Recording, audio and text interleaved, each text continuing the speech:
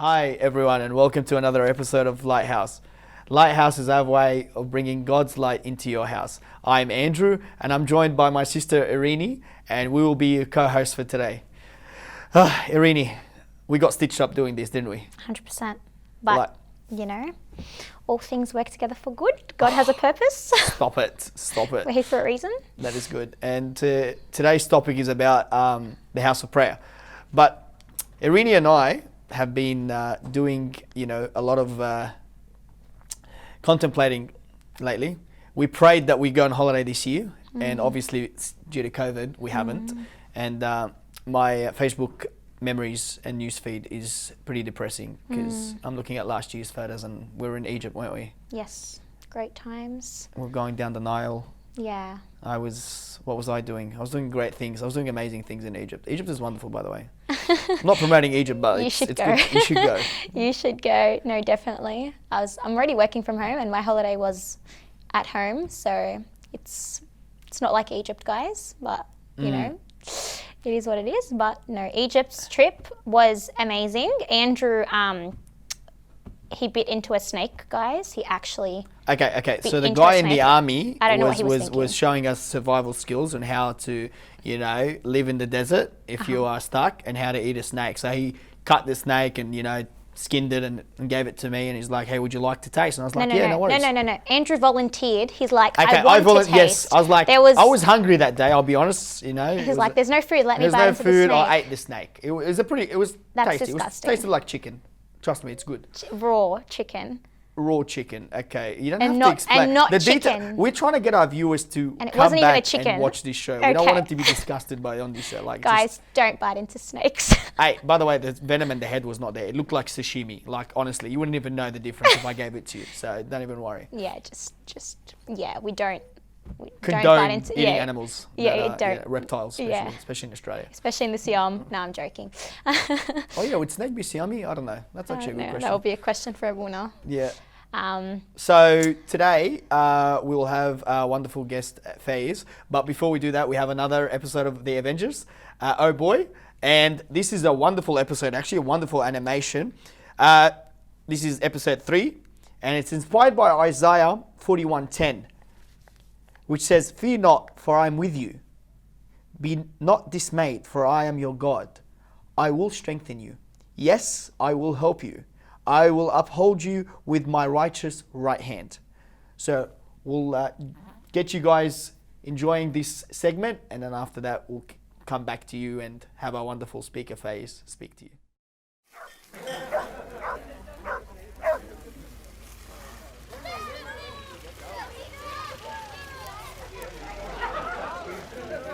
Let me paint you a picture. It's a summer day, your friends invite you over for a barbecue and swimming. It's super hot, and you all can't wait to jump into the pool. You know that one friend you have who will always sit poolside and have an excuse for not getting into the water? Yeah, that friend is me. I don't know why I'm so afraid of the water, but maybe it not being solid and its ability to carry me away has something to do with it. You have to learn how to swim someday, my friend told me. How about you enroll in private classes, and that way you can have one-on-one learning without the embarrassment. I sighed and took what she said in, knowing full well that she was right and I had to do this. So I signed up to a one-on-one class and prayed that my instructor didn't laugh at the sight of a 23-year-old with a fear of water. "You can do this, you got this, the water won't suck you down into the depths," I kept saying to myself as I walked into the pools for my first class. I put my bag down, repeating my mantra until I made my way down to the side of the pool. "You must be Rachel. I'm Esther. I will be your swimming instructor over the next couple of weeks," a warm voice said. I looked up to see a smiling face that matched the voice and panicked. This girl was way too cheery considering what I was getting myself into. She gracefully jumped into the pool, encouraging me to do the same, which I did with about as much grace as a baby monkey. But I was in the water, so that was a start. "Okay, let's try having you lie on your back and floating," she instructed, putting out her arms for support. Taking a deep breath, I took my first attempt in floating and failed miserably, swallowing a large amount of water and coming up gasping for air and spluttering everywhere. "You're alright, take nice deep breaths for me," she reassured, rubbing my back to help me relax. "Let's try it again." And try again I did, holding myself afloat with every ounce of strength I had before beginning to sink again. Okay, let's try this another way. Relax your mind for me. Easier said than done, I interrupted. She laughed while guiding me onto my back and supporting me with her arms while she said, trust the water to carry you. Trust that if you should start sinking, I will carry you. Trust that you have the power to float above and move through the water. I take a deep breath, stretch myself out above the water, repeating the words just spoken to me in my head, and allow myself to float, slowly moving my legs and trusting the power that is behind me.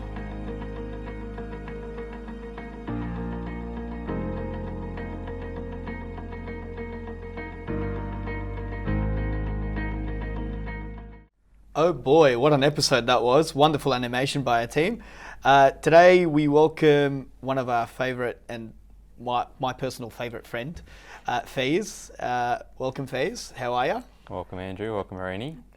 And today you have a very interesting topic, the House of Prayer. But before we get into the depth of this, tell us a bit more about yourself. My name's Faze. I'm one of the youth of Sydney. Through the grace of God, what would I introduce myself as? I used to work in the finance world, but now I... Were you a tax collector? a Pharisee? I had a bit of dealing with the tax side of things, and now I sort of work for myself in the health field. Oh, so, nice. Yeah. I'm in the health field as well. That's pretty good. Nice. Health buddies. Irene as well, you're in the health field, eh? We're on the health field. We're all on the health field, yeah. Nice. The healthy trio. So, what do you think? How are you gonna approach this topic of the House of Prayer? What angle will you be taking? Yeah, I think the House of Prayer, I would go down the path of talking about, I guess, the Orthodox perspective of prayer and what that looks like. And just to give you an idea of sort of very similar but a bit of comparisons to, I guess, how different denominations would consider prayer and secular worldview and what the sort of difference is, but mainly talking about, I guess, the Orthodox prayer life and what that looks like. That's awesome. I'm intrigued, and I think Irene as well is. We really want to hear about this. Yeah, I think I'll start off with the first thing, and I'll say that prayer is not an act that we do, but a home that we build. If we think of prayer as a house, and we look at prayer as a house, and we think of, okay, what's the first part of it? If we have usually when we think of a house, we think of a door. The first thing always is an invitation from Christ. There's an invitation for Christ that's always there, and it's really up to us in what we do. And whether we open the door or we don't open the door, I guess that's always the big question. Usually, sometimes people will close that door shut, and they'll never get to meet God. And sometimes people will open the door and welcome you into the house. I think the house can be thought of as a meeting point from God. And then when we think of prayer, we can think of prayer as a building block, just like Moses built the tabernacle, and this idea of a different stage of our lives as we continually build the house, we continually build our prayer life. And I'll go through some context in what sort of things that it entices and includes, and we can go from there. No, it's beautiful. It's beautiful, and there are wonderful examples of how, you know, prayer is it's not a big step. It's actually little steps that lead you to, like you say, building your own house. So, in my opinion, guys, prayer is, I wouldn't say the house, it would be the foundation of our life as Christians, as Coptic Christians, or as Orthodox Christians in general. I think we should always have that communication, that prayer, that connection. And I think hopefully tonight we can send that message to you, saying that prayer is what your whole soul and body and spirit should be focused on, in that through that you attain salvation and entry into the kingdom of heaven. So, Faze, what is the Orthodox perspective on this? Yeah, I think it's important to understand the roots of it and what it means. And one thing that I always touched on was that man was reaching out, hoping that God was there. After Christ, man is now reaching in, knowing that He's there. If we look at a verse from Revelation, it says, "Behold, I stand at the door and knock. If anyone hears me, my voice opens at the door, and I will come into him, and I will dine with him." I think from my perspective, there's a couple of things that most of humanity lacks, including myself. And it's this idea of insecurity, lack of contentment, guilt, and lack of forgiveness.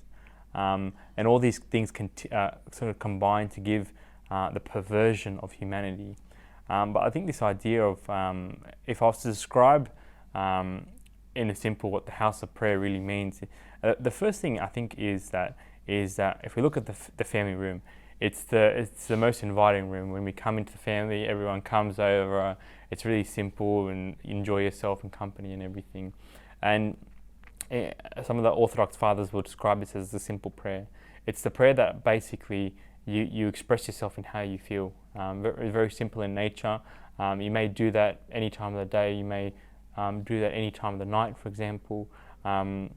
It's maybe a few seconds or whatever it is. The second thing is the living room. A bit more structured in your life. So as you think about it, you finish from the family room and you go into the living room. A bit more, I would say, quieter in general, and it's this idea of structured prayer. It's a very interesting point because most of humanity or the secular worldview of structured prayer, why it's so rigid. Why am I saying something else? Why am I talking about it? Most people know, they are in terms of the hours, the book of hours, and what's the point of reading it? If I ask you the question, what's the point of reading it? And if I look at a spectrum, we look at a spectrum, we say, okay, everyone's going to pray in their nature of how they feel. That's what humanity really is. People pray if whatever they are in terms of how they're feeling. If they're feeling down, generally you find people who, if they're Christian, they'll end up going back to God and saying, please forgive me, or whatever it is, come help me. And vice versa, on the happy side, if you're living life, you're on cloud nine, you're really enjoying life and everything, how often do you tend to the Lord and ask for His forgiveness, for His mercy, or really give thanks to Him? It's a question that I guess that's something that structured prayer really helps. It gives you an idea of this intimacy with God that you have regularly through the hours of the day. Because if everyone lived according to their emotions, they would really, honestly, they wouldn't really attend to the Lord when they're on their most highest, and they're happy and they're excited about life and everything. Usually when people are in university or as a trial or tribulation, where they ask for the Lord's blessings and everything. And I think the third part would be this notion of office study. This office, you move into the office, it's a bit more, or a prayer room, it's a bit more intimate, it's a bit more deep.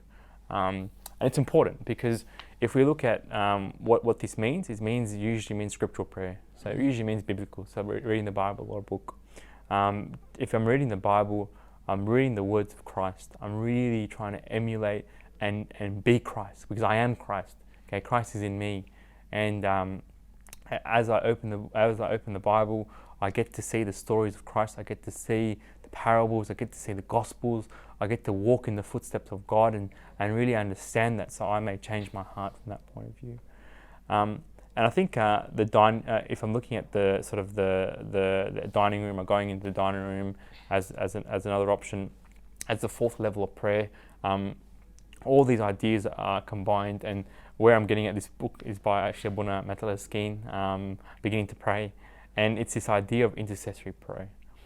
Why is intercessory prayer needed? There's a couple reasons. One, I guess it's an act of service. Number two, it's idea of humility, and number three, it's a high level of prayer. It's very hard to intercede on people's behalf and pray for other people and really mean it. Whereas the other perspective of it is that I pray for me and I pray for my family and pray for people close to me. And what it innately does is that if I'm praying for something and it's and they're close to me, or it's for myself, it may create I guess this idea of a bit of pride and ego myself, because I'm praying for something and I'm expecting something in return, that God is going to deliver it to me. If I'm praying for someone else, if I'm asking for God's hand in someone else's life, and I really mean it, there's a lot of promises in the Lord that they give us. It's sacrificial in my nature to do so. So So it's a really beautiful way to look at it from that point of view. If I'm interceding and praying for my Sunday school boys or people around me, the people on the street. And it's funny because I always had this notion of, like, you see it on the news when a tragedy comes overseas and everyone says, oh, pray for Lebanon, pray for Egypt, pray for the Maltese, everything. And sometimes you get asked, what's the point? And I think the main point is that, number one, if I'm asked to pray for that person or that situation or whatever it is overseas, it is the nature of me to pray, because what's the opposite? If I'm not praying, what's the point? Okay, so any time spent with God is holy. The second point is that the idea of praying for these people is so my heart is changed, not the person at the other end of the outcome is up to God. Okay, but if I am praying for that person, sure God might hear my prayers, but the main thing is that my heart is changed and moved in that situation. And then I think the last thing is that the bedroom, I guess the greatest of all intimacy, always the hardest part. A lot of Orthodox fathers will talk about living a life of service within the public eye and church life and everything like that. But if you don't have the intimacy of God and the relationship with God in your bedroom, it may bring this idea of what happened with the Pharisees. Okay, doing everything right in the public eye, in the stories in the gospel and everything like that. But if we look at it, the substance of their relationship with God and everything behind closed doors, was it really edifying? And I think that we all know what that is, and that's the liturgical prayer. So the Mass or the liturgy, the communion of God, where you partake in the body and blood of Christ. And those are generally, I guess, the elements of prayer.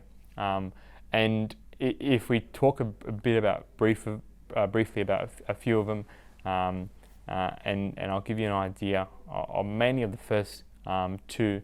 But what do you guys think of this idea of simple prayer and I guess the structured prayer element of side of things? I think it's very important. Like the Agbeya prayers, the Agbeya is there, it's broken down into hours. So for every hour, it targets something, whether it's in the morning prayer, in the Thanksgiving prayer, it starts with Thanksgiving. So I think it's that nice structure. When you wake up, you're like, thanks God, thank you for waking me up. But sometimes, we don't have the exact words we want to say. So that's those first few Psalms, even if you just start with that, you don't have to go through the whole first hour prayer. But those first two Psalms, they're so expressive in how grateful He is. He's our provider, He's our supporter. He protects us in those first few lines of those Psalms. And I think that's something we often look over. Thank you for being our supporter, provider, protector. And then we move on. But if we actually focus on each single word in that Psalm, there's so much meaning behind every single word. So based on what you were saying, structured prayer is very important in expressing things when we ourselves can't express them in our mere terms, I feel. But what do you think? 100%. I think it's a working model. Like, it's a model that's been used for centuries by our church fathers. And structured prayer is, I think, when your mind has deviated so much into the world, kind of like steers you back on track and saying, hey, this is the path to God and this is how you should pray. And then you can build on it with whatever you want to add. But this is a good way to build the foundation of it. And I love the idea of how you compartmentalize the house. Each room has its own purpose and has its own qualities and its own achievements or goals that you need to do in order to achieve that, the holistic approach of having the house of prayer. So in my opinion, and I would love the opinion of our viewers in the comment section below, or you can email us. It would be wonderful to know what their opinion is also of structured prayer. But in my opinion, it's 100% the best way to connect with God, because there are days when you're tired and you don't know what to say, and these prayers just hit hard, or some Psalms just say, that's exactly what I wanted to tell God. That's exactly how I wanted to say this. And God helps you as well. When you put your effort in, God helps you in prayer. He knows what you want before you even ask for it. But at the same time, He gives you that comfort of, you know what, here's the words that you want. When Moses couldn't speak to Pharaoh, and God said, look, I'll let Aaron speak for you, but at the same time, he was building Moses' confidence. And Moses built his own confidence as well. And then finally, he was able to free the people from the land of Egypt. So structured prayer, I reckon, is a successful model, in my opinion. We definitely need it as part of our life. And you feel connected in all the hours of the day that you know what, this is the next bit that I need to know and connect to God with about this part of my life. You know. So, and then ending the day with, look, thank you, God, for a wonderful day. Let's have a safe and safe night of sleep and wake up so I can praise you again. You know, it's just a cycle that you feel like you're connected with God continuously. Yeah, I think that's the main thing in general. Biblically, we always refer to the Bible, but there's two things that I guess that this caters, and this idea of structured prayer in the Orthodox perspective caters to. And the two main faults in most of humanity is this notion of consistency and the notion of balance. There's two things that every single person in this world was always affected by that. It's funny because sometimes you get asked the question, why can't I just use my own words? Yeah, it's a classic word. The interesting idea is that, like, for me, myself and I, every time I'm using my own words, I may have a bit of bias. I may have a bit of selfishness in what I want. God, I want this new car. God, I want this new house. God, I want kids. All this sort of stuff that I, which is the complete perversion of what love is. And I think from what that idea of prayer caters to is biblical too. If we look at the books of law and in Exodus, and we see that Christ our Lord has given us instructions. He's given us a prescribed set times. In Exodus, it says, now this is what you shall offer on the altar: 2 lambs of the first year, day by day, continually. 1 lamb you shall offer in the morning, and other lamb you shall offer in twilight. And it goes on and continues, goes on and gives it times and the offerings and on the altar, and when it should be sacrificed. And this is 2,000 years of tradition that's brought forward to now. We know that people have the life of prayer at one end, and when they're very, very happy, and then when prayer at one end, when they're very, very sad. But I guess the idea of the structured prayer in the Orthodox perspective is the middle ground. All these 5 elements of prayer, I guess, are all needed together. They're not one. I think that the notion of attending the liturgical prayer and having the discipline and focus is very difficult if you don't have a life of a simple prayer, if you don't have a life of a structured prayer and you're consistent about your prayer life. And likewise, understanding the Word of God. Every time, if we don't understand the scriptural prayer about what's happening, and when we attend the liturgy and we hear, I guess, the Catholicon or the Book of Acts and things in terms of liturgy, it's very difficult to understand what's happening in that situation. So all these things lead to the ultimate prayer, to consume the body and blood of Christ. And I think that from that perspective, that's the ultimate goal from that point, the ultimate notion of under the one's prayer life, to be able to go and partake in communion with God. And I think through the Lord's Prayer, if we can achieve that at home, that is the greatest struggle. In our own rooms, in our bedrooms, and really have that intimate time with the Lord, which is on the house's end, and then obviously the ultimate prayer being liturgical. That's beautiful. I reckon as well, let's add to the house, the hallways in the house.